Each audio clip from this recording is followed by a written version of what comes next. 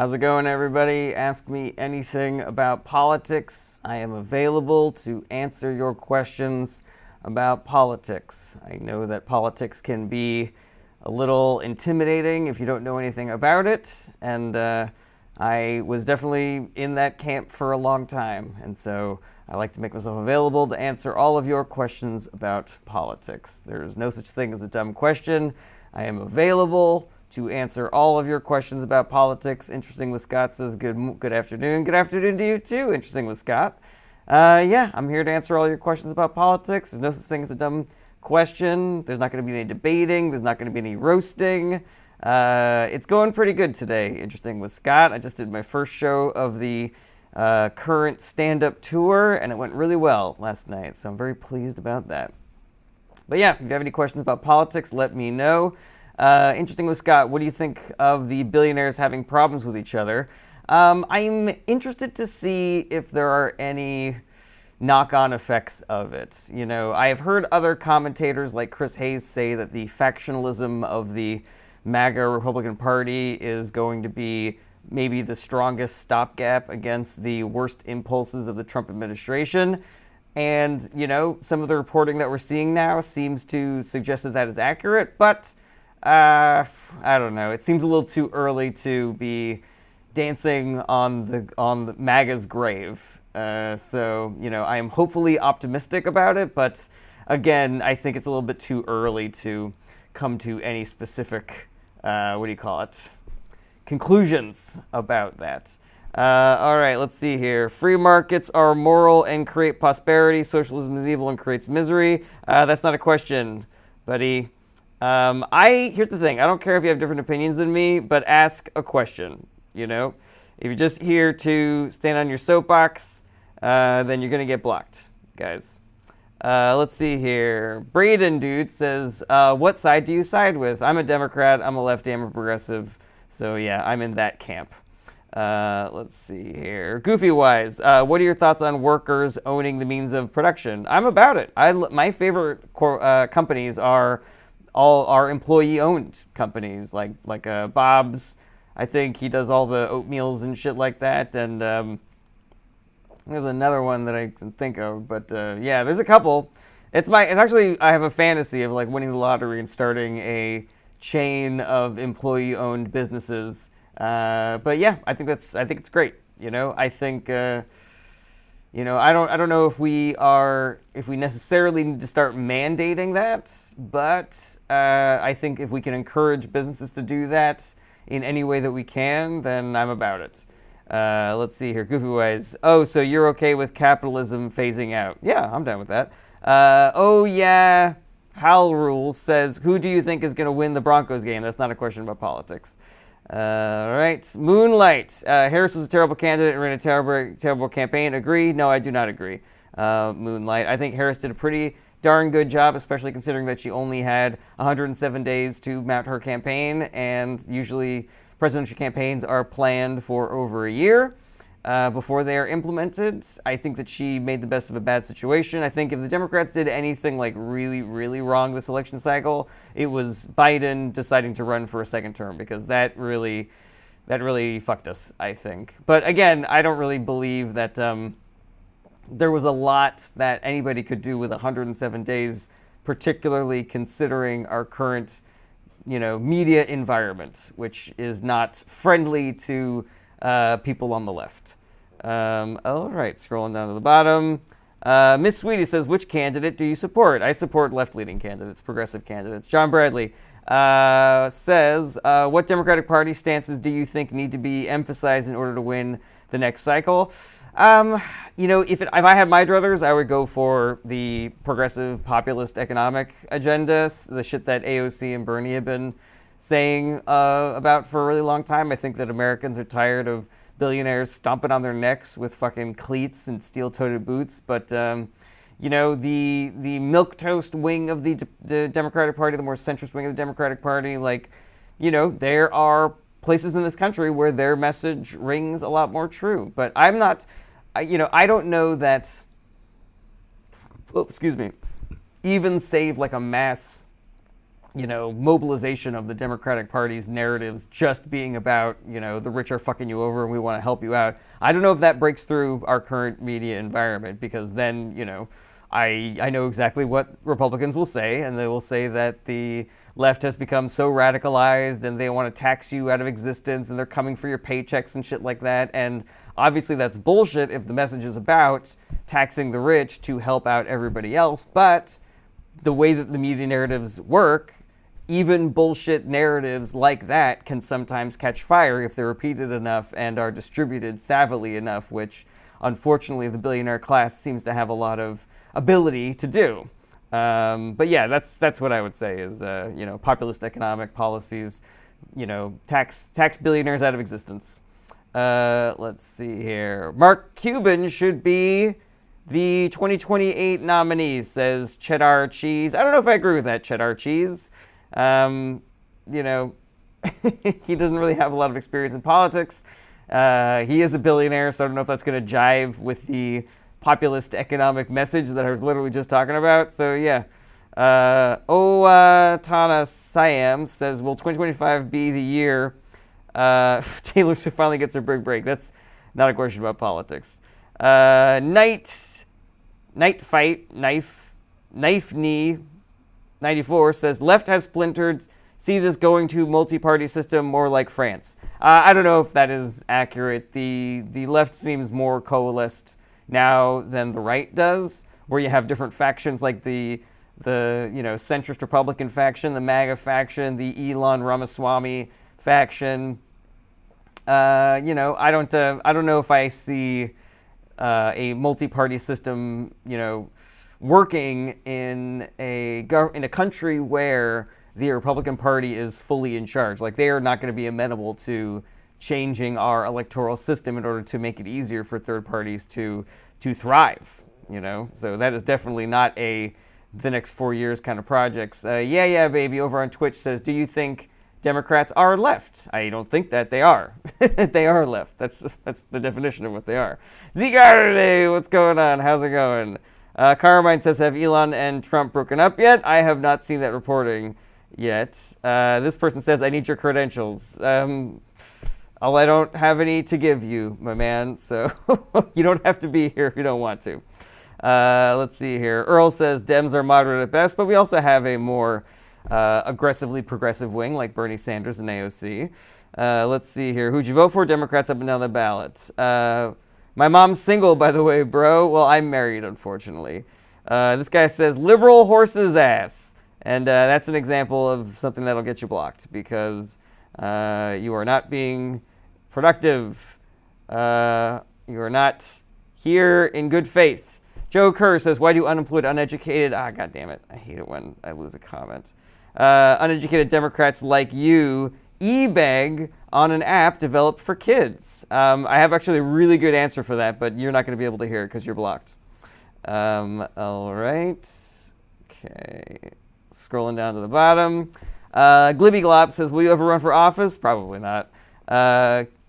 Kai Kai says, will they stop his presidency? I don't know if there are any mechanisms in place to stop the presidency. I've seen a little reporting about academics suggesting possible ways to stop his presidency, and of course the right is reacting to former editors of the Wall Street, of the Harvard Law Review, penning an op-ed to say, look, the Democrats are trying to steal the election, which is obviously complete and utter bullshit, but another example of how our, social media narrative structures are incentivized to push Republican bullshit as opposed to, honest, sincere reporting. But yeah, I don't know. I haven't heard any elected Democrats or any, key Democratic figures talking about an actual plan, talking about actual ways of disqualifying the Trump presidency or any issues with the vote count. I haven't heard anything substantial about that, except from rogue academics and mathematics professors who are I crunched the numbers and I saw this, and then of course the right takes that and they completely lose their mind, even though again no elected Democrats are saying anything about this. All right, okay. Julia says he's literally a felon. Yes, I agree with that, Julia, but that's who America voted for. Let's see here. Why didn't Gondor and Rohan? That is not a question about American politics. Let's see here. Hunyer says Trump will never see the White House again. I have not seen any reporting to suggest that that is accurate. Glimmy Glob. Will Liz Cheney be successfully prosecuted for felonies during Trump's presidency? It just depends on who makes it past nomination for FBI director and attorney general, because those are the people who are going to be in charge of that. And if we're staring down the barrel of a unified Republican Party that is on board with all the crazy shit that Trump wants to do, then there's literally nothing stopping them. The bulwarks that we have against that are the tiny, tiny, minuscule amount of power that the Democrats have to filibuster things in the Senate and potentially form coalitions with disaffected members of the Republican Party, of which there probably will not be very many, or factionalism within the right. Like I said, the Musk wing fighting the MAGA wing, fighting the centrist wing. If they're fighting with each other, then we win. It's the opposite of Alien versus Predator. If they decide, hey, whatever Donald Trump wants, that goes, then yeah, I would not put money on people escaping these bullshit sham investigations. Snorlax Fever says, if politics were a horse, what kind of horse would it be? I'll tell you what, Snorlax, I'm just ignoring that question. Sorry. I don't have a good reason for you. I just don't like it. Yeah, baby. Who do you think Dems will run in 2028? It's not about who Dems will run. Dems don't decide who runs for office. People decide people decide if they want to run for office or not. And then the people vote for who they want to be the nominee in the primaries. The Democratic Party will sometimes put their finger on the scale, but I have never seen any example of them putting their finger on a scale that outweighs the will of the voters, because that stuff, makes a difference on the margin. And, centrist candidates like Clinton and Biden tend to win primaries by margins that don't, seem to be unaffected by whatever tampering the Democratic Party has done. All right, immigration officials, is he going to deport everyone? That actually does seem like one of the one Trump plan that I feel very confident about, because Tom Homan, who has a last name that sounds like he is a robot or an alien trying to convince people that he is real. Tom Homan is saying like all the things. He's saying, I'm going to do family separation again. It's going to be bigger, better, bolder than it was the last time. We're going to punch the kids on their way into the cages. The cage is going to be half the size. That seems to be the place where they are putting the most pre-taking office energy into implementing those plans. So yeah, I think that if you are somebody who could be confused for an undocumented immigrant, like if you are a person who appears to be of Hispanic descent, then I would be worried, especially if you are a citizen, because we tried this once before, and I think something like 50% of the people that were deported were actually American citizens who had to then, just like take their passports to the border and be like, I'm an American citizen, can I please come back home, please? My wife, her grandfather got deported a bunch of times, and he was a citizen. So yeah, that's the one that I'm most confident is actually going to be implemented, and it's terrifying. It's really terrifying, and I worry for people, and I worry for us, because it's going to hurt everybody. Yeah, baby says, you don't think they put their finger on the scale with Kamala or Hillary when she went against Bernie? No, I do think. I just don't think that their finger on the scale had anything to do with their victories. Kamala, I don't believe that the Democratic Party necessarily wanted Kamala Harris, but it just made the most sense, especially with the amount of time that was left. We really didn't have time to run a primary. If it was going to come down to the convention, then that was going to be chaos. You're not really sure what that many people are going to be able to coalesce around a candidate. And additionally, there were certain states that were saying, because they were run by Republicans, that the Democrats had to decide on their candidates before the convention happens. States like Ohio were saying that we need the name of the nominee now. And, this was a tactic that they were using to try to sow more chaos into the Democratic Party and hurt them. And I think that the Democratic Party did a great job with nominating Harris and getting her on the ballot in 50 states, and the convention came together really well. So that makes sense to me. Let's see here. Yeah, baby. Do you think Elon Musk will get deported with aggressive deportation? Well, no, because he's a billionaire, richest person on the planet, in league with the party that currently controls all branches of governments with very safe margins. He is going to be fine. I am not worried about that fellow one tick. All right, this guy says, you're not funny, by the way. Cool, you don't have to be here. Alexander says, real question, Tomboy Outback Steak. All right, well, that's not a question about politics. Johnny B, how many different countries are represented illegal immigration in the U.S.? How many different countries are I have no idea what you're talking about.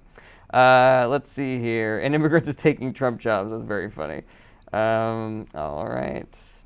Matthew Mercer says, left versus right is exactly what they want. I mean, here's the thing. Like, I am very sincere and wide-eyed about what I consider to be the differences between the Democratic Party and the Republican Party. In my opinion, and I have a lot of data to back this up, the Democratic Party is vastly superior to the Republican Party, not just in how good the Democratic Party's platform is or how good the Democratic Party's politicians are in comparison, but really by how bad the Republican Party's platform is and how bad the Republican Party's politicians are. Now, does that mean that I believe in sowing division between left-leaning and right-leaning voters? I don't, and I try to be extremely clear about that when I'm talking about politics, is that I am talking about Republican politicians, not Republican voters. Am I annoyed that the Republicans that the people who voted for Republican, candidates fell for the most obvious con, fell for the most obvious suckers game? They got suckered by these fucking, dum-dums in government. Yeah, I'm annoyed at that, but I get it. They are a victim of, shitty education. They're a victim of propaganda. They're a victim of their conservative bubbles, So I believe that we need to practice radical empathy with people who voted in ways that hurt people that we care about, so long as they are open and willing to engage in good faith, because I think it does us no favors to say I told you so to the people who become homeless or can't afford food or medicine because of Trump's policies and Republicans' policies. I think we all need to take care of each other and rally around the real villains, which are the billionaire and millionaire class and the Republican Party, who is in league with the billionaire class. Let's see here. Danielle Lang 500 says, have you seen what's going on with Oklahoma schools? I have not. Let's see here. Reddle says, you serious? Kamala spoke out both sides of her mouth. Everything she stood for, video-proof opposition. I do not believe that is accurate, Retta. So sorry about that. Miel Flores says, can you say one good thing about both parties, one bad thing about both? I mean, I could. I don't know how valuable that is. I think the issue is scale. Are there things that are wrong in the Democratic Party? Yeah, but the wrong things about the Republican Party are so much worse. Are there good things in the Republican Party? Sure. But the good things in the Democratic Party are so much better that it doesn't even make sense to bring it up, I don't believe in bipartisanship for the sake of bipartisanship. I don't believe in, the both sides are the same and this is just a difference of opinion kind of a thing. That to me is complete and utter bullshit. And so I think we are much better suited to be honest about the goals of the two different parties, the quality of politicians in the two different parties, the platforms of the two different parties, and the record of the two different parties. Like, if you look at states that are run heavily by Democrats, they tend to have better outcomes than states that are run heavily by Republicans. Republican states can't even stand on their own 2 feet. They rely on tax dollars from the blue states. And then these people in the red states do nothing but talk shit about the blue states. And it's like, we just paid for your fucking bridges. We just paid for your fucking school programs. And you're going to fucking yell at us and call us fucking woke cucks, It can make you crazy, but you got to remember who the real villains are. The millionaire and billionaire class and the Republican Party who is in league with them. Papa says, are tariffs bad for our economy? Yes. Let's see here. That Big Rick Energy says, it's always so funny watching someone so smug they believe everyone else was fooled. Are you talking about me? Because I have the data to back it up, I don't think I'm being smug. Okay. Hey, man, how hard did you chuckle over this H-1B visa debacle on X? I cackled so hard. I do allow myself a little schadenfreude when I see, the right in chaos and them all yelling at each other and shit like that. So, yeah, I definitely got a giggle out of it. But at the end of the day, I am against suffering, and I think that the Trump administration and Republican control is going to increase suffering of people who voted for Democrats and people who voted for Republicans, and I'm against both of those. And so I think we need to be, I think we need to keep that in mind and make sure that the people who voted for Republicans who are going to be suffering under Republican policies know that we are on their team as well. Yeah, baby says, do you think that the Democratic Party is not in league with the billionaire class, maybe even controlled by that class as much as Republicans?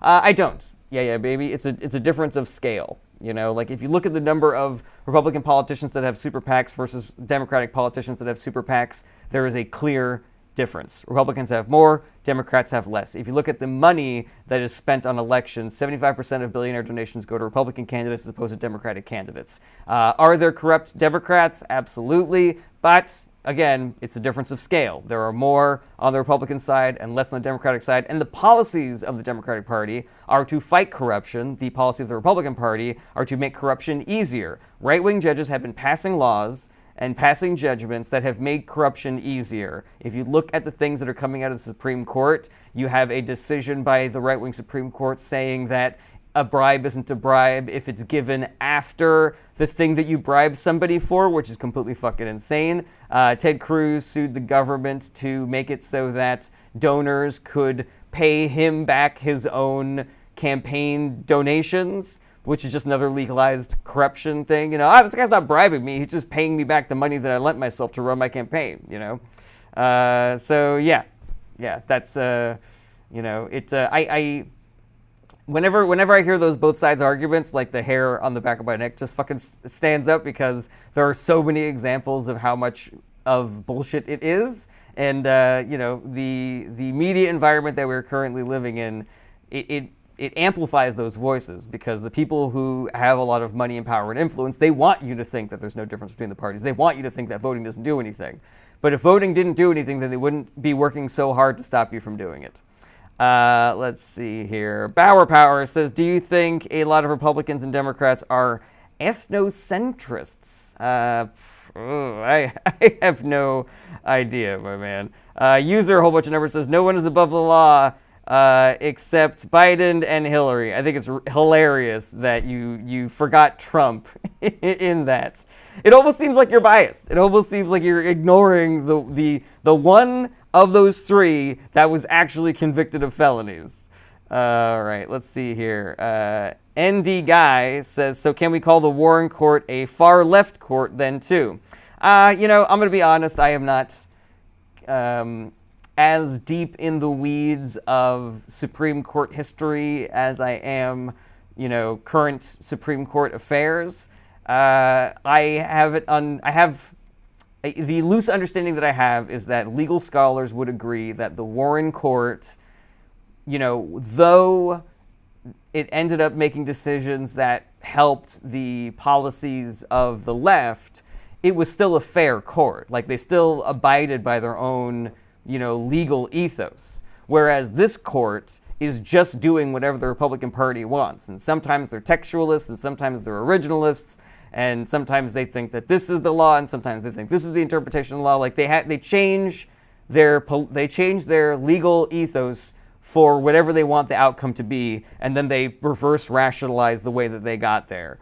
And that is not coming from me. That is coming from people that teach this stuff for a living. People that do this stuff for a living. So, you can miss me with that. That's just another example of the both sides bullshit argument. So yeah, you can miss me with that shit. Taco says, Democrats made every expensive ands put illegals over citizens. That is not accurate at all.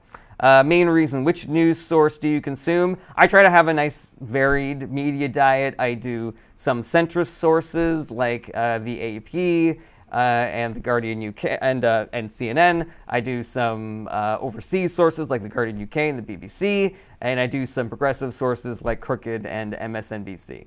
And so, yeah, the only thing that I don't regularly consume is right-wing media because it has been proven to be factually inaccurate and extremely biased and completely worthless.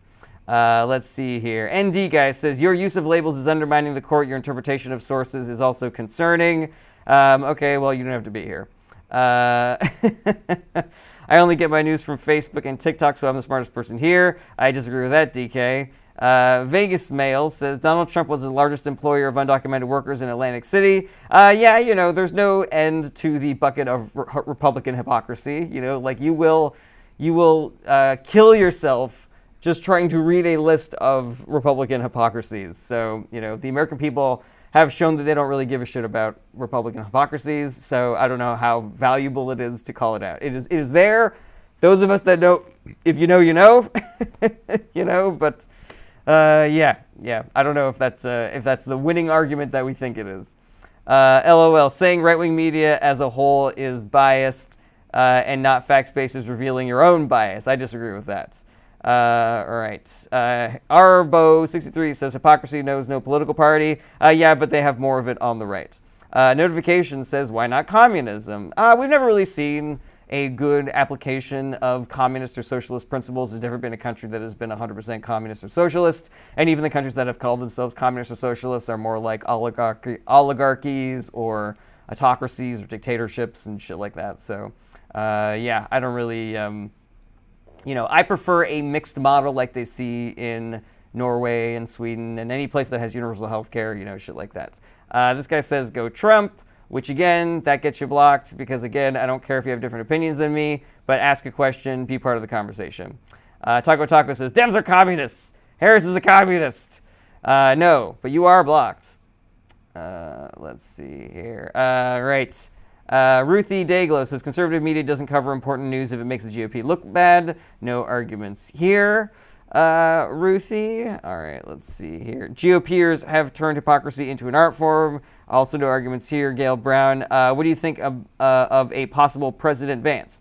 I mean, J.D. Vance is an opportunist. He is a liar. He is completely full of shit. He has terrible policies. He has awful views on women. So yeah, of course the Republican Party is going to fucking love him.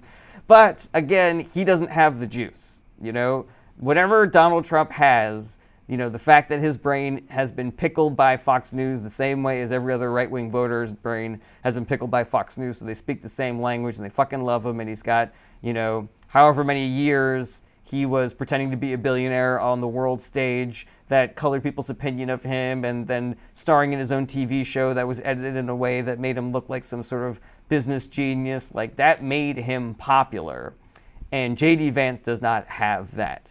Ron DeSantis does not have that. So, you know, when Donald Trump kicks the bucket eventually, there is going to be a big fight in Republican politics over who gets to inherit the throne. And I don't think that any of them can, because again, none of them have the juice. I think that we're probably looking at the mantle being passed down to one of the Trump kids, either Don Jr. or an Ivanka or something like that. And this is not going to happen in 2028, by the way, because it is Donald Trump's plan to die in office. You know, I do not. You know, there's not a lot of safe bets out there, but Donald Trump trying to stay in office after the next 4 years is over, I would bet the house on that. Carmine, what would you say to those that have trust issues with the government? I mean, I think that their issues are completely valid, but the thing is, having trust issues with the government is like having trust issues with your significant other, even though your significant other is changing. You know, like you broke up with the person that was gaslighting you, but you're still holding over your trust issues to your new, you know, significant other who is not gaslighting you. Because the government is who we elect. The government is ours. It's us. That's what it's who we vote for, you know? And so if we vote for people that do bad things, then we get bad outcomes. It's not the mechanism of government that has created that problem. It is, you know, profit motive and the billionaire class weaponizing the information environment against politicians that aren't, you know, going to help them increase their money and power and, you know, make sure that they destroy the middle class and keep on stealing money from everybody so that they can continue to enrich themselves for generations and generations, and their great-great-great-grandchildren won't have to fucking do shit, never have to work a day in their fucking lives, you know, shit like that. So yeah, I would say that it's understandable, but you don't need to hold on to it. You just need to engage in politics, find better politicians, and vote for them. Let's see here. Dan Atwood says, you should always give that person a fresh start and give them a chance. Yeah, if we're talking about my metaphor, 100%. Gail Brown says, thank you for answering my question. Nobody has done that either side. You're welcome, Gail. I wish I could remember what your question was now. Alrighty, scrolling back up. Daniel Johnson, should there be term limits on Congress in the judicial branch? I think there should be term limits in every branch of government, including judicial, because I believe that the lifetime appointment thing made a lot more sense when our life expectancy was like 35 years old, but it has only aided in the weaponization of the judicial system by the right. So, yes, I 100% agree with that. Ruthie says, Ivanka could run. I don't think she will. There's no telling. She gives off that impression of being separate from this, above it all. But, think about when her dad was in office and she was like trying to muscle into conversations with different world leaders, and they were like, what the fuck are you doing here? Like, you don't have a government position. You're just the daughter of the president. I am the president of France. This is the president of Britain. That's the president of Canada. That's the president of Germany. Like, you don't belong in this conversation. So yeah, I'm not sure if I 100% believe it. I view her as complicit, even though she tries to make it seem as though she is separate from things.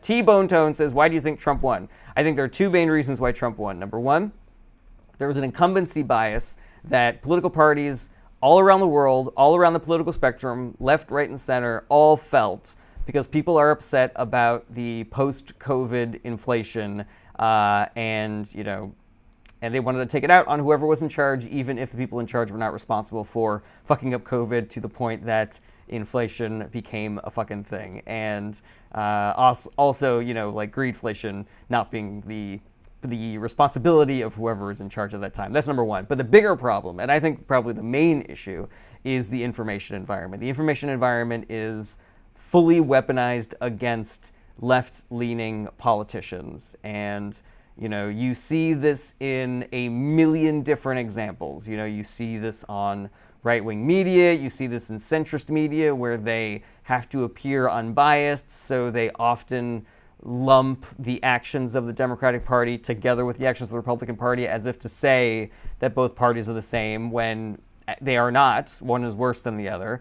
But also, most of the votes that Democrats needed to win elections this past election cycle were from people that mainly got their news on social media. And social media pushes right-wing narratives on every channel, on Facebook, on YouTube, on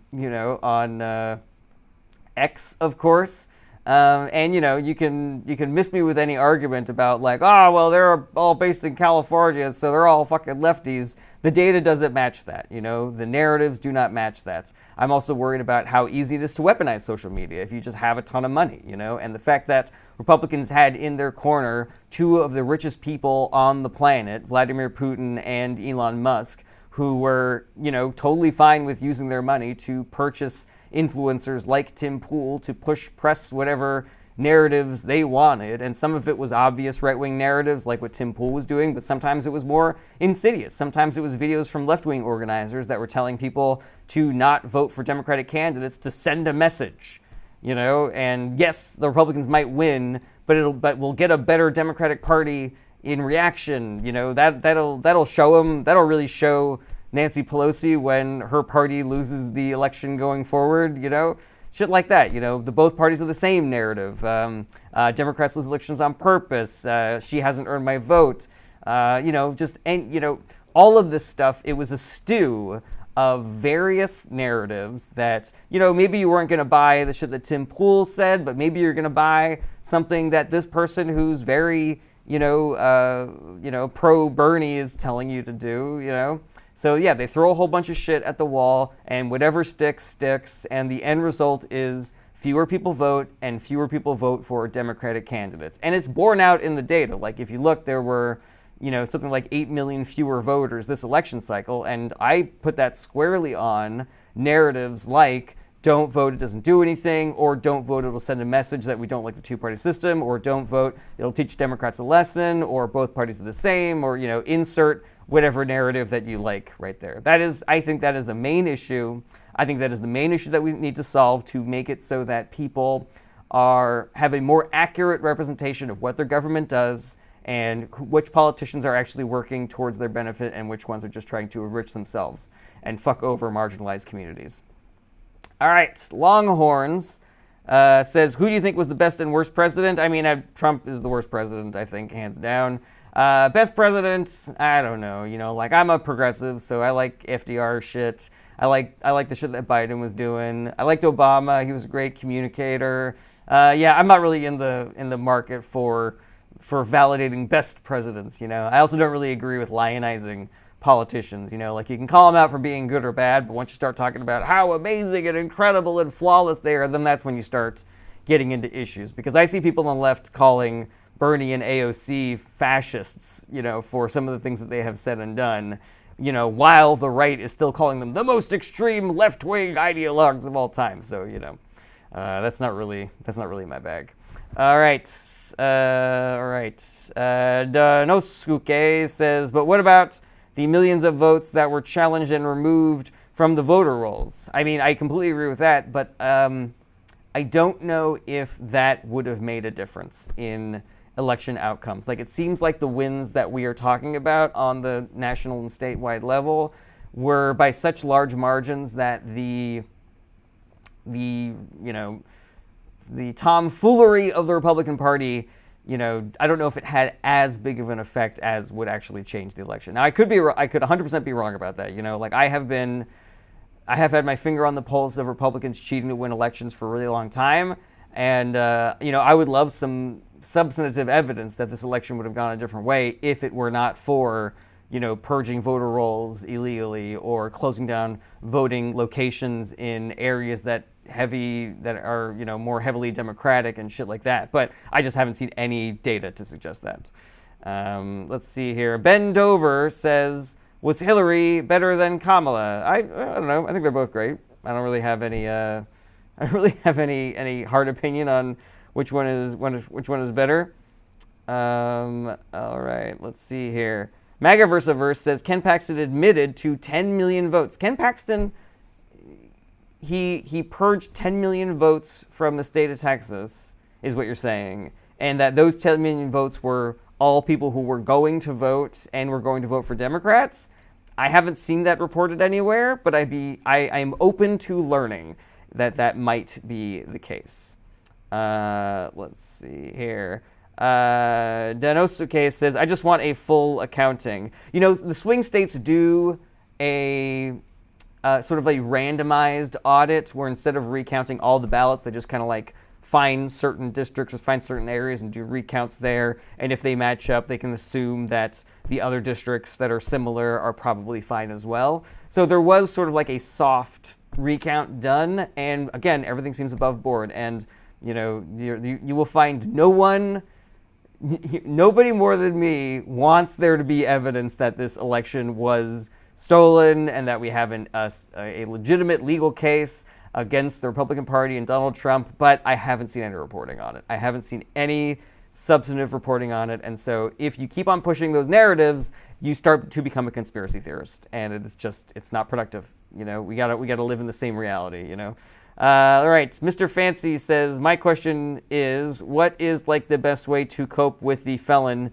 now being president? That's a difficult one, because it's going to be really hard 4 years, and depending on what the Trump administration is able to accomplish, either with coalescing the branches of government to pass their shitty bills, or lobbying the Supreme Court to pass shitty decisions, or just, getting confirmed people into various positions who are going to do shitty things, like Kash Patel for FBI director, and, I forget the lady's name that he's got for AG.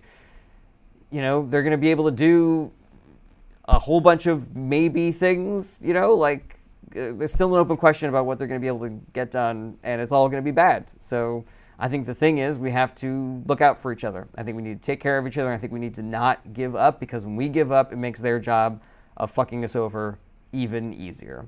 And, we need to, it's a marathon, not a sprint. This is the lesson that I have learned from the first 4 years of the Trump administration. So I am trying to be better about pacing myself. And, it's rough. It's rough.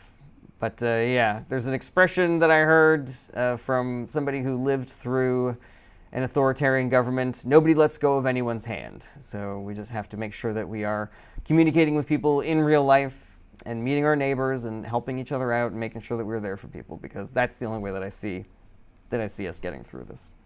Let's see here. Over on YouTube, we got Flongslash Dragon. Came in late. Hope you had a great holiday. I did have a great holiday, Flongslash Dragon. I hope you did too. Thanks for being here. All right, scrolling down to the bottom. Let's see here. Eric Helvenston says Patel is Indian, like Harris. Yeah, Eric, what's your point? All right. Mr. Fancy says, thank you, Jared. It was my first time voting, so it was very difficult seeing him winning. I completely agree with you. And if you felt bad, imagine how I felt. I devoted a lot of time and energy to canvassing and making phone calls and doing these lives and making videos. So, yeah, I'm feeling pretty bad myself. But you gotta laugh or you'll cry. Jim Federer says, are there things you like about Trump or what he may have accomplished? Nope. All right. RY says, grown man being this dramatic. If you think I'm being dramatic, you should have seen your mom last night. Let's see here. Whitefoot Wellness says, my in-laws say he's the best ever. I can't even talk to them about it. Not sure where they get their info. So I have a theory about this, Whitefoot, because there's all this data about how to actually get people to change their minds, and it's not facts, and it's not data. Like, that is not going to help. That just entrenches people further in their camp. But I think that you need to start finding things that you can agree on, and then start building from there. So, like, I think the number one place that I would go, depending on how far somebody is down the rabbit hole, is see if you can get them to agree that the reason why you have different ideas about politicians or government or politics or whatever is based on where you get your information. You don't have to say that their information is wrong and your information is right. Just be like, isn't it interesting that I'm getting my news from these sources and you're getting news from these sources, and we're coming away with two different stories? Like, isn't that interesting? And so long, I think that your news sources are wrong or misinformation, disinformation, or whatever, or biased, and you think my information sources are wrong or biased or misinformation, disinformation. So what are the mechanisms that we should use to figure out if something is legitimate or not? That's a good place to start, I think. I've heard other influencers talk about start with fuck billionaires, and normally everybody can get on board with that, depending on how far down the rabbit hole they are, of course. So yeah, I would look into that if you're interested in turning your relatives. And I think turning your relatives is probably one of the more valuable things that we can do, because there is a level of trust and respect that you get from your relatives, from the people in your family, from the people that you know and you love, that you just can't get when you just knock on someone's door and say, hello, I'm a political volunteer. I wanted to talk to you about voting. All right, let's see here. Max Mercurio 77 says, we don't care what Democrats say anymore. They're full of shit. They always will be. Cool, Max. That's not a question. You are out of here. Cool. All right, scrolling down to the bottom. Dan Atwood says, just want to be able to live, not living paycheck to paycheck. Yeah, that's another good one. Absolutely. Let's see here. Med City says, so tell us the right news sources. Well, excuse me. So sorry, guys.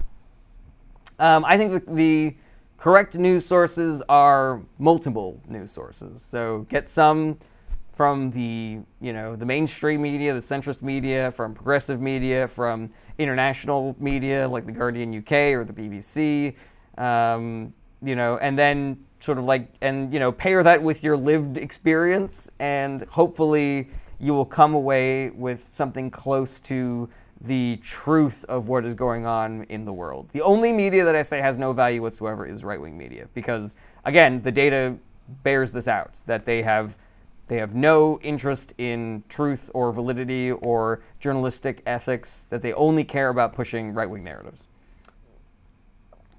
And that people that primarily get their news from right-wing sources tend to be very misinformed. Let's see here. Mr. Fancy says, I'm going to hop off. Thank you so much, Jared. I'll definitely be coming to your live more. You're very helpful. Thank you, Mr. Fancy. I appreciate you. We the People, do you think the Justice Department was weaponized? It was during the first Trump administration. It was not during the Biden administration, and it will be weaponized by the Trump administration again. Let me be clear about something. The Department of Justice is supposed to be separate from the executive branch. It is the reason why Biden never said shit about all of the indictments that were happening to Donald Trump. He wanted to maintain the separation between the Department of Justice and the executive. Now, people will argue that the 91 felonies are evidence that the Justice Department was weaponized against Donald Trump. But here's my question to you: what if it wasn't weaponized? What if he just did a whole bunch of crimes? How would that look any different than what just happened? You know. So I have not seen any evidence that Biden did any directing of the DOJ to go after Trump. If he did, then they fucking failed because, again, he is in office right now despite being a convicted felon. Or not in office, he's going to be in office soon. But I have seen substantive evidence that the Trump administration either weaponized or attempted to weaponize the Justice Department in his first 4 years, and that he is planning on doing that in his next 4 years. All right, let's see here. Scrolling down.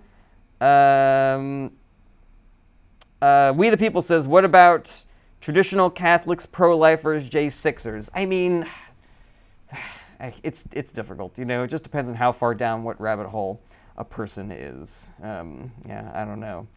Pro-lifers, I would say, you know, we don't agree on what a child is. I don't know. It's tough because you have to kind of like exist in the reality of, I'm not going to convince you that abortion isn't murder, but maybe we can agree that the country was better for people when Roe versus Wade was the law of the land, when women could get safe and legal abortions. And then, you know, talk about the women that have died unnecessarily, women who wanted to have children who had to be airlifted to different states because they couldn't get the life-saving medical care that they required. Stuff like that seems informative. And also the fact that Republican politicians, they have the data now. Like, we know what it's like living in a post-Dobbs world, and we know that it is hurting women, and they are not changing tack at all. These states where women have died have not tried to clarify the law or made it clear to hospitals what is safe to do and what is not safe to do and what is legal to do and what is not legal to do. They are going harder. They're doubling down, and they're saying, yeah, no, the problem is that women can still get abortion pills through the mail, and so we should stop that as well. So yeah, I don't know, man. It's a whole fucking thing. All right. How about the fact that you can freeze an embryo but not a fetus? I don't think that's going to help, but I appreciate it. All right. Law enforcement has never been leftist. Completely agree with that. Let's see here. Gordon's mom, do you think that many voted based on fear-based misinformation rather than policies?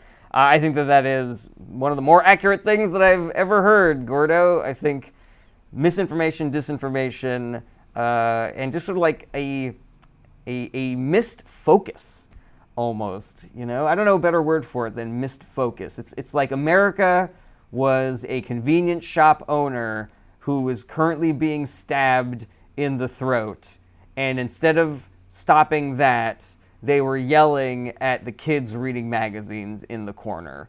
So I think I think we need to realign where our focus is, and I think we need to recognize when we are being fed narratives that are seemingly designed in a lab to get Republicans elected. Let's see here. Just another guy. Anytime Trump gets held accountable for breaking the law, it must be the Democrats. Yeah, you know, that is unfortunately the case with our information environment.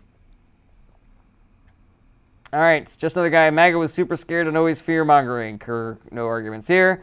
It's hard to understand policy. It's easy to be scared. Completely agree with that. Cody Nicholson, 44, says, can you comment on the parallels in the United States to Germany of 1930.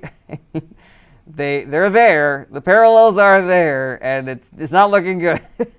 You know, guys. Oh boy, what are we gonna do? Oh, yeah, I don't know, man. I don't know. It's rough. It's rough. Chris Hayes just did a podcast episode with a guy who wrote the book How Democracies Die, and you know, he's like, yeah, sorry, like it's lighting up real hard. So, yeah, that's it. That's all I got to say about that. It's just upsetting.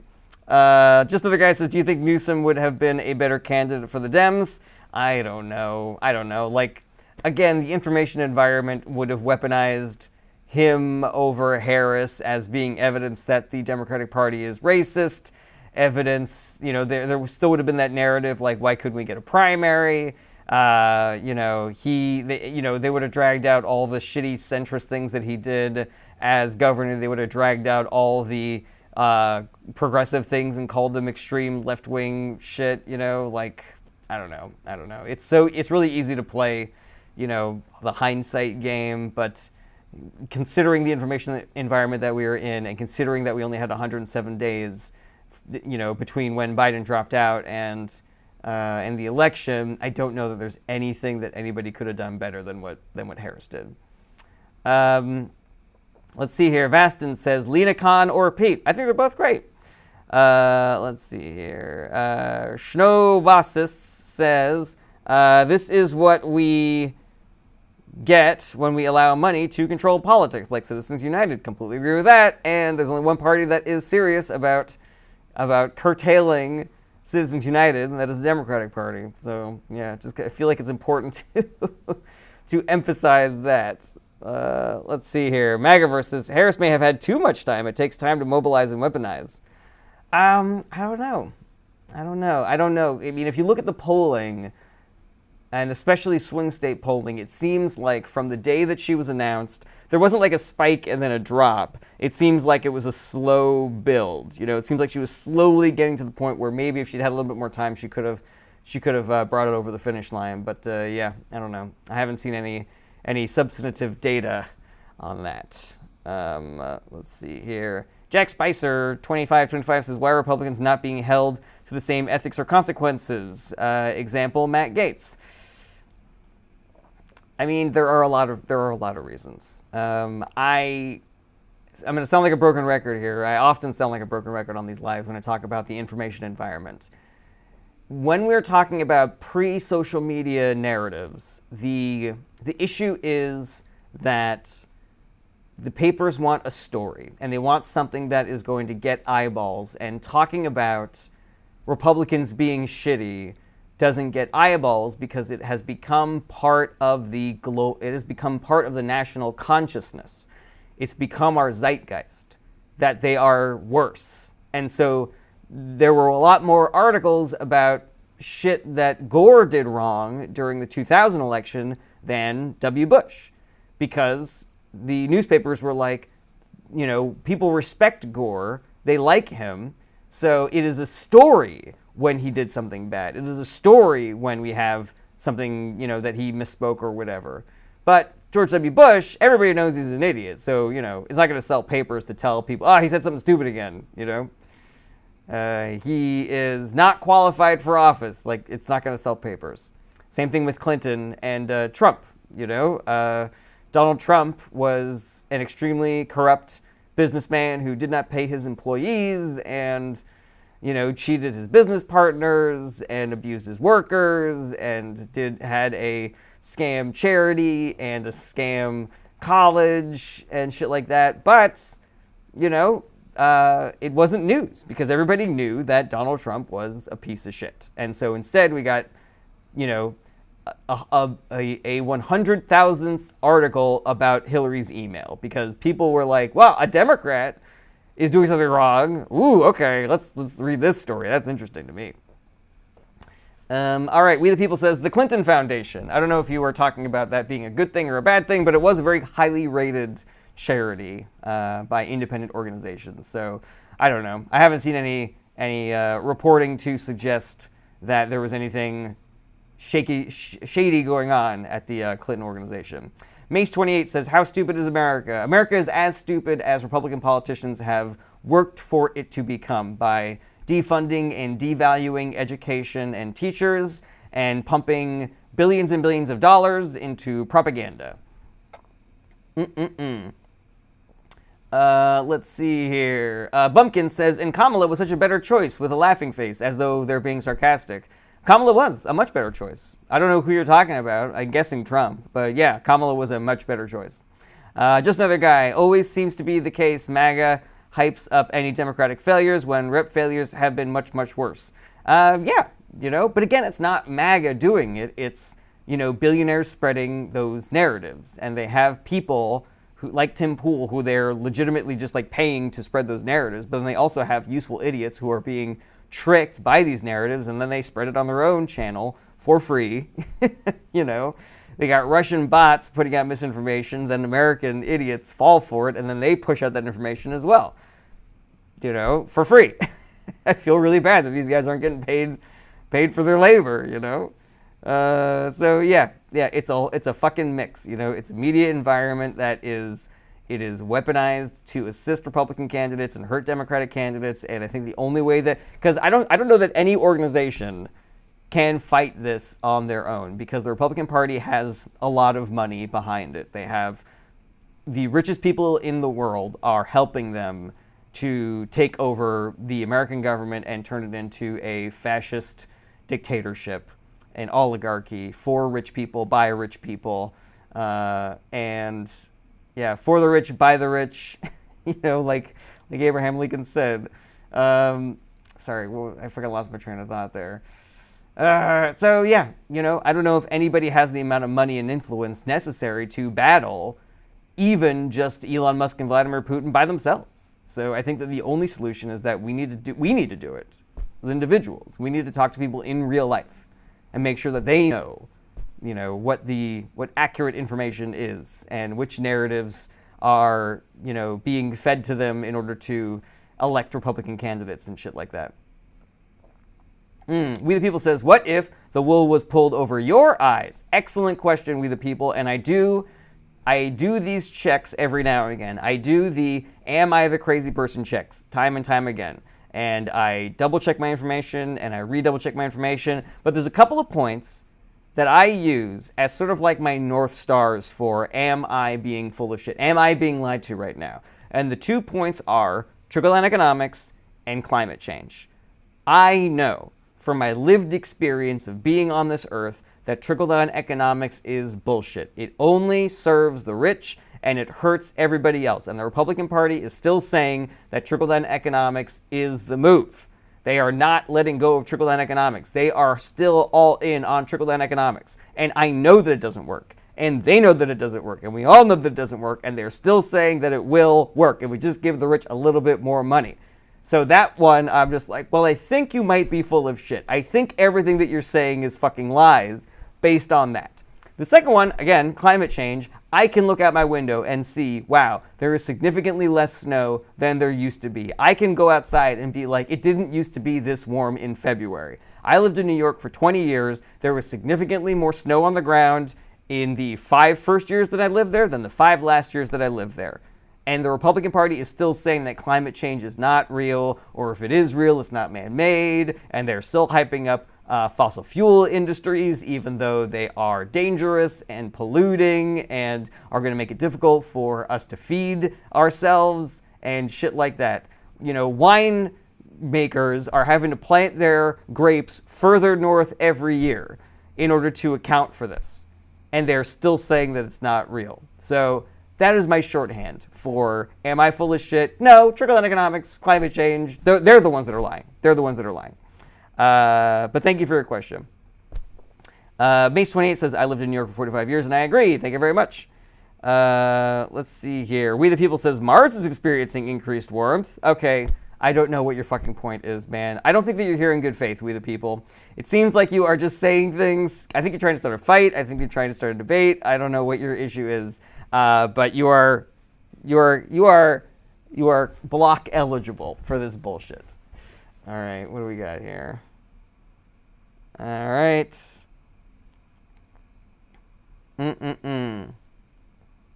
Okay, Bagria says they had venues in Norway in the Middle Ages. It was warmer. Climate change is BS. Yeah, you are never going to get. I don't care if you have one data point that says that climate change isn't real, because I have a million data points that say that it is real. You know, so.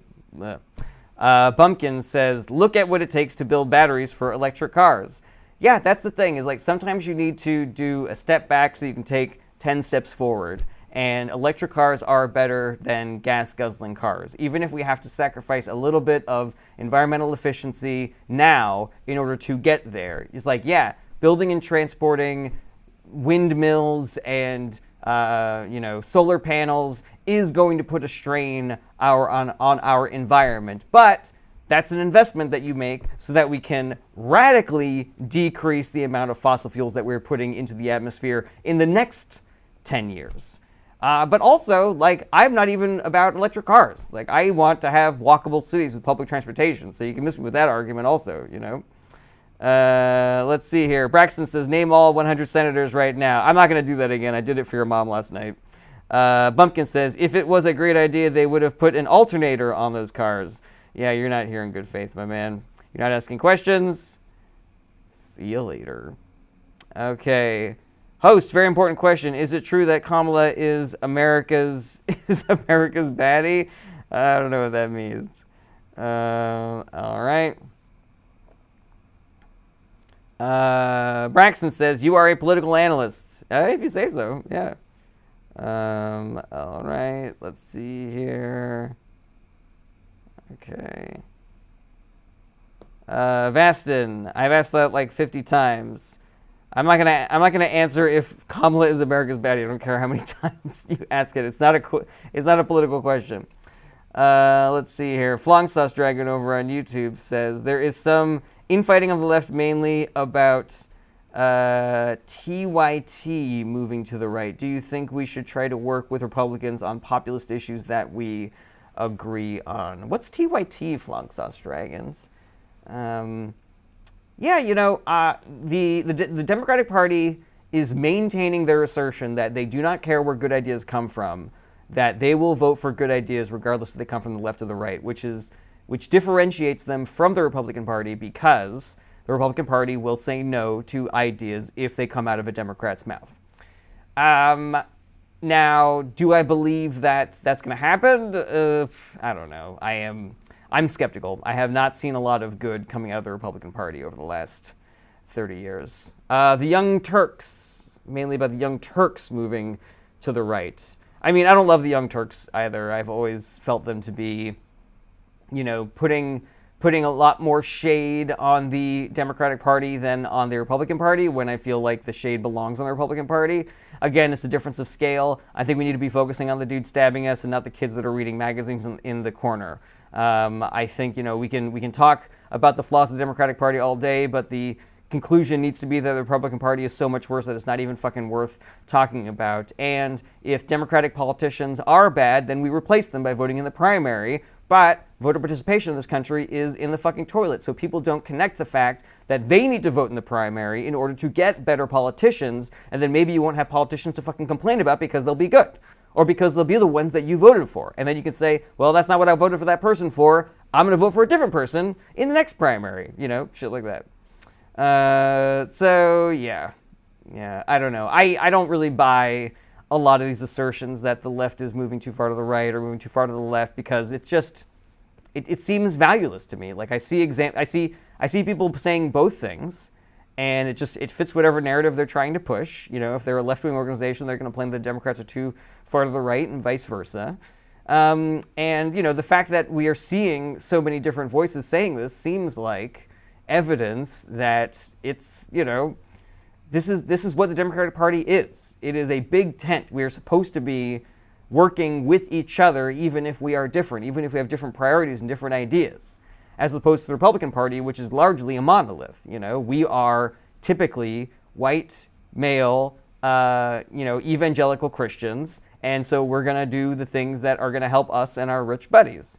And it's really easy to coalesce a group like that, and there's no fighting about whether or not it's too far to the right, it's too far to the left, So yeah, I kind of went off on too many tangents there to keep them clear in my noodle, so sorry about that.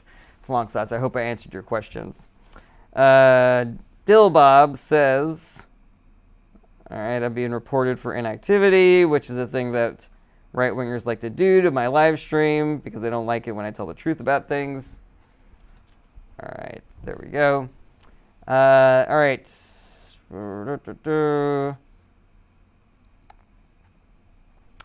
All right. I don't understand that question. Joe J. Figueroa says, explain Indian tech service to America versus Mexican agricultural service to America, please. No, I don't really have any thoughts on that. Bendover says, Trump increased ethnic categories across the board. I don't know what that means, increased ethnic categories.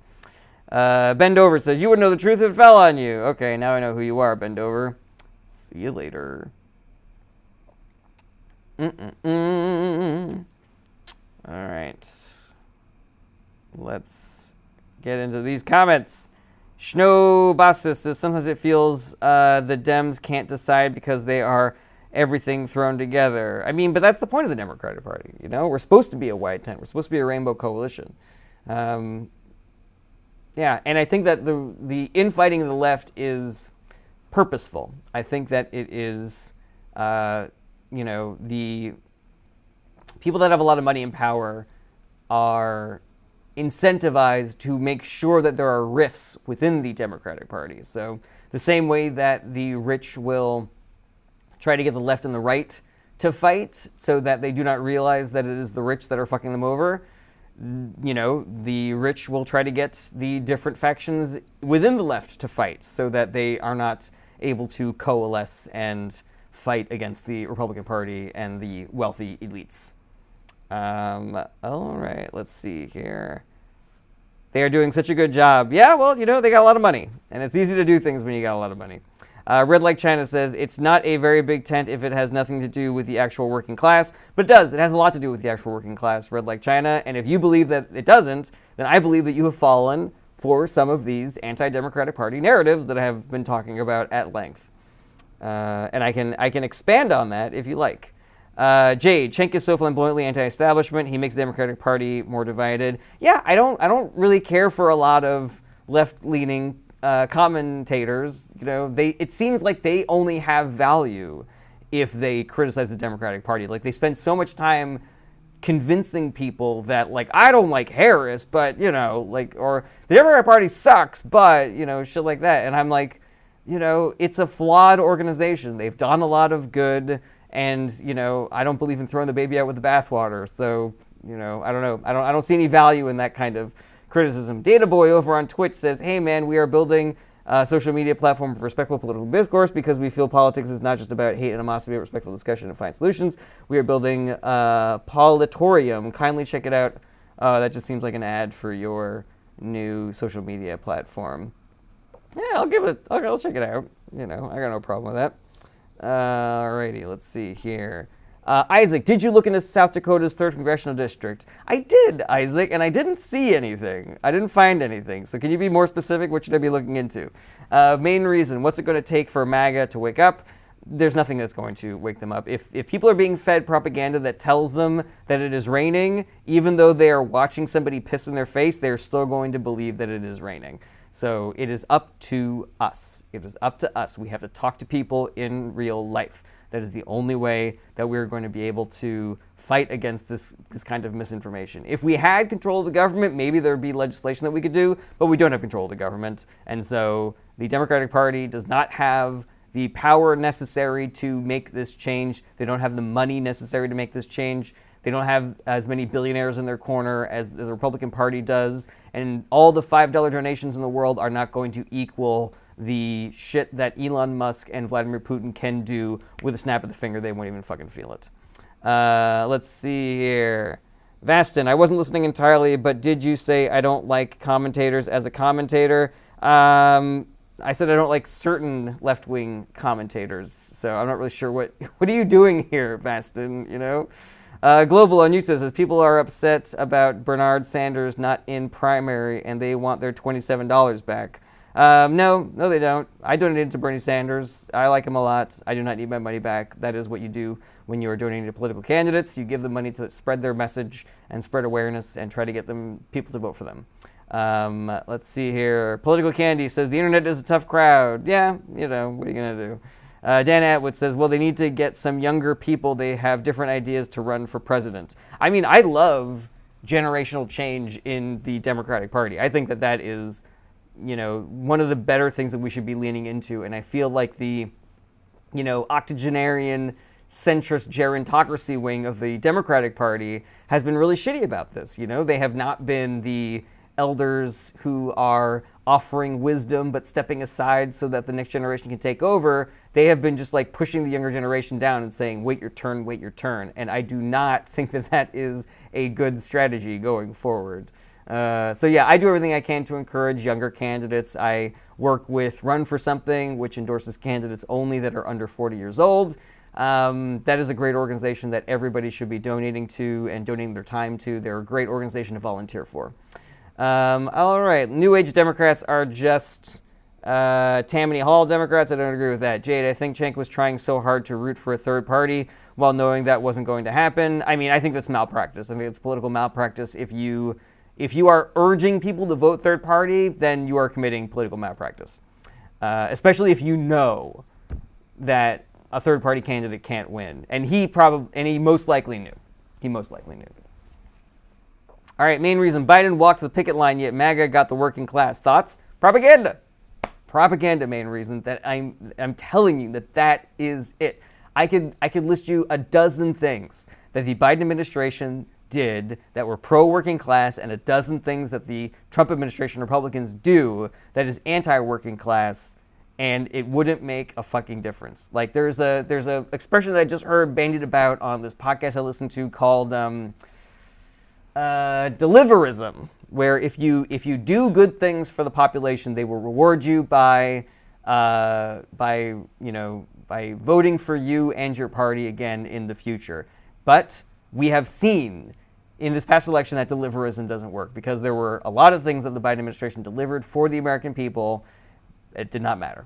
It did not matter because the propaganda environment is strong, and it will convince people that the good things aren't good and the bad things aren't bad. I am a union worker, and we didn't have Biden come see us on the picket line. Are you being sincere, Dan Atwood? Because that's a little silly, you know, like he was on a picket line. He didn't say that he was on every picket line. Marco81, as a Canadian, I wish I had a leader like Trump. All right, well, I hope you don't, you know. I don't think anybody deserves that. Lord Ben says Trump is the reason this country has gotten so much more divided. I mean, he's definitely a factor. I don't think that he's the only reason. I think that the Republican Party and the billionaire class has been dividing us for a very long time. But Trump is blatantly a divisive political figure. Like that is the fuel for his politics, is divisiveness, you know. And to claim otherwise is psychotic and bullshit and a lie. Let's see here. All right. Jade, did he need to see you on the picket line? Yeah, I agree. Let's see here. They delivered inflation with overspending. Stop printing money. Yeah, we the people, you're completely full of it. We the people. Every time I say something, you just follow up with the next lie from the Republican Party. I can go on and on about the actual causes of inflation, but you don't care. You don't care what the real cause of inflation was. It was not democratic overspending.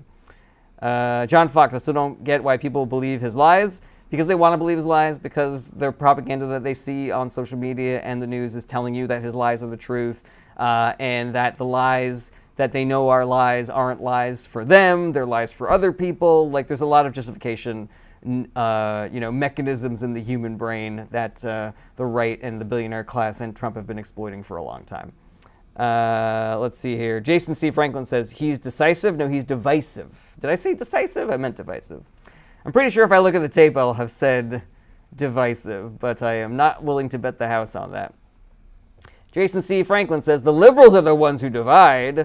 Well, I am currently dividing you from the people who are watching this live stream. Let's see here. All right.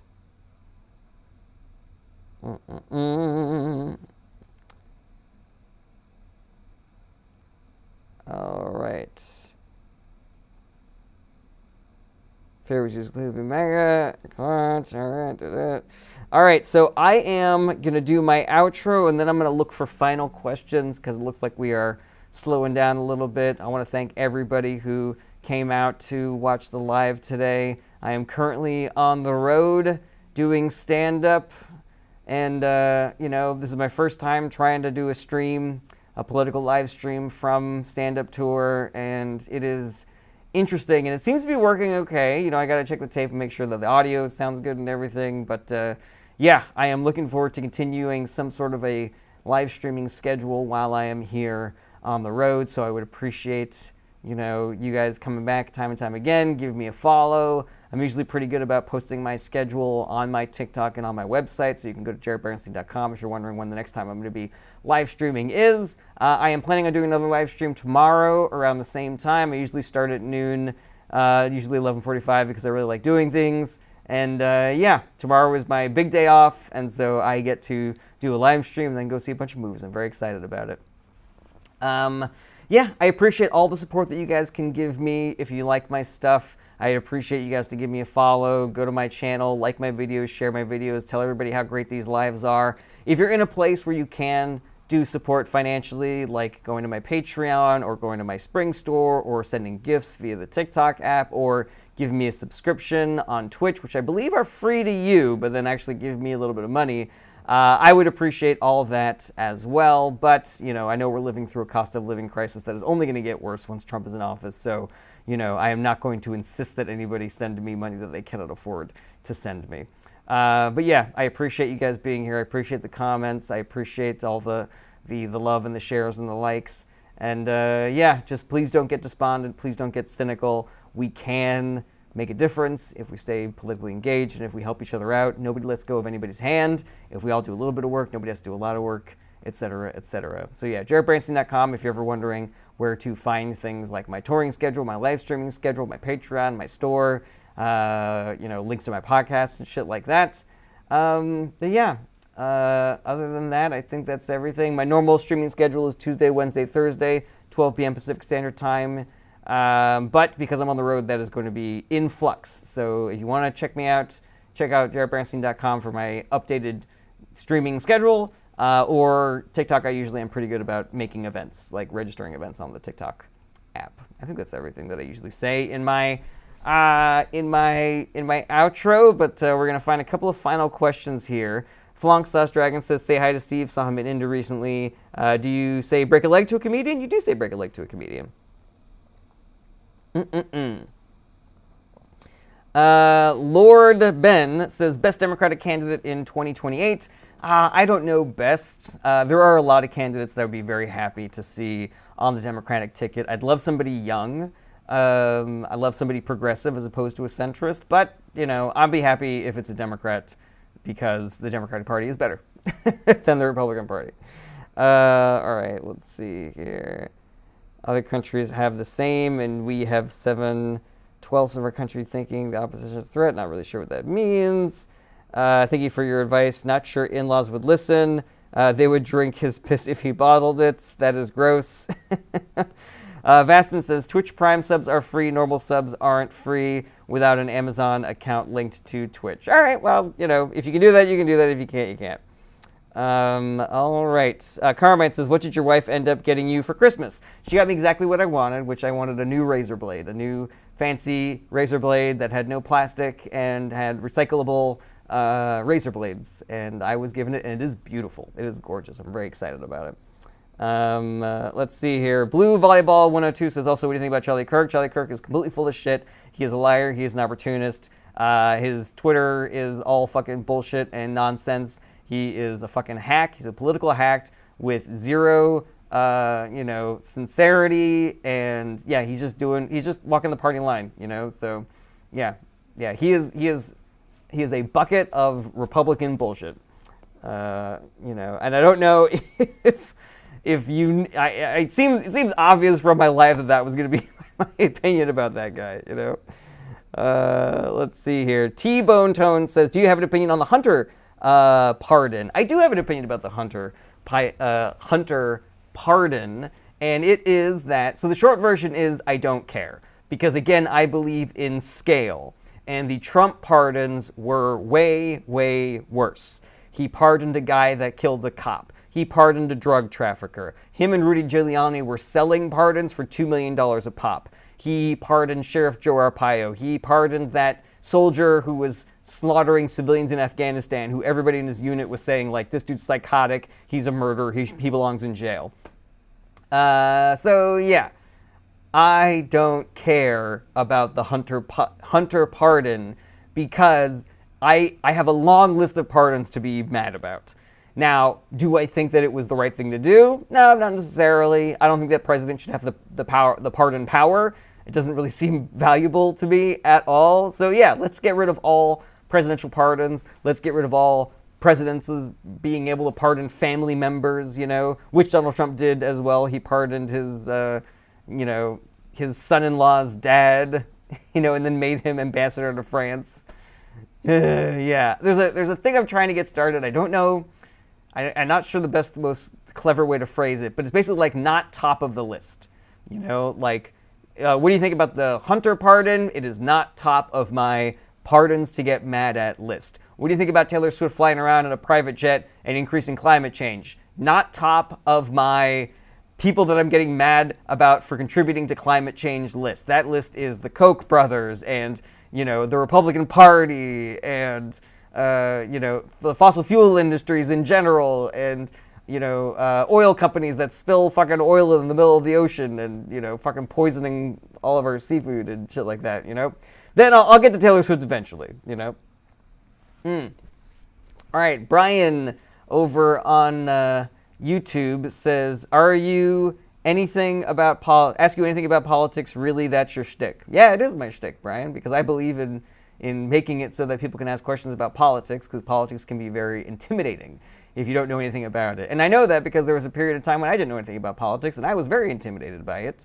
I was always worried that I was going to ask a stupid question, and people were going to think I was a dum-dum for asking, and so I make myself available to answer people's questions, All right, let's see here. That seems like a pretty good time. It seems like a pretty good... Oh, we got a bunch of new comments. Let's see if there's anything here.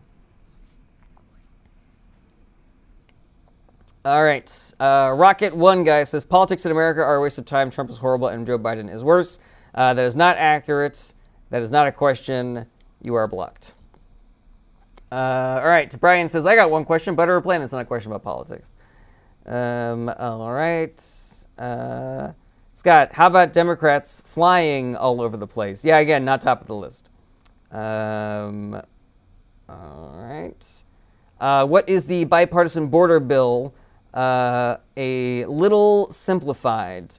So the bipartisan border bill was a bill that was written by Republicans and Democrats to try to address the influx of immigrants coming from Mexico during the Biden administration. There were escalated numbers, but people that worked in this space, I have heard them say that, yes, it was high, but not so high that it's so different from other administrations, blah, blah, blah. It was like, if you want to argue that it's an invasion, you can argue it's an invasion. If you want to argue that it's normal, you can argue that it's normal.